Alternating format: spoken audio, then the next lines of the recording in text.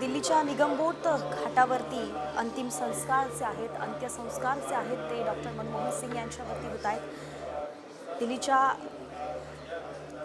यमुना नदीतीरी असलेल्या या स्मशानभूमीत आज अंत्यविधी जे आहेत ते पार पडत आहेत। हिंदू रीतिरिवाजानुसार मनमोहन सिंग यांना अखेरचा निरोप दिला जातोय। या स्मशान घाटात अनेक महत्त्वाच्या नेत्यांनाही याआधी त्यांच्यावरती अंत्यसंस्कार झाला आहे।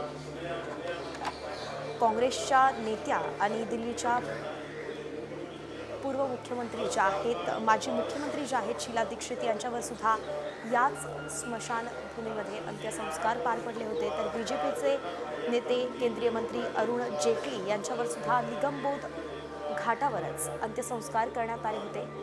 अशा या महत्त्वाच्या नेत्यांना या ठिकाणी निरोप दिला जात असतो आणि आज काँग्रेसचे ज्येष्ठ नेते माजी पंतप्रधान डॉक्टर मनमोहन सिंग यांच्यावरती सुद्धा याच निगमबोध घाटावरती अंत्यविधी केला जातोय।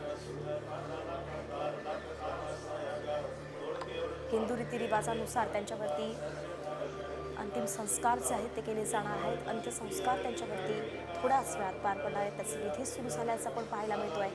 त्यांच्या पार्थिवाच्या आजूबाजूला त्यांचे नातेवाईक, त्यांची जवळची मंडळी, घरातील मंडळी उपस्थित आहेत। सोबतच राहुल गांधी सुद्धा या ठिकाणी आहेत।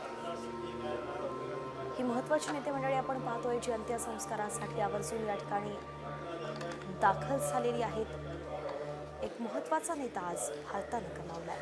अखेरचा निरोप भारत आज डॉक्टर मनमोहन सिंग यांना देतोय।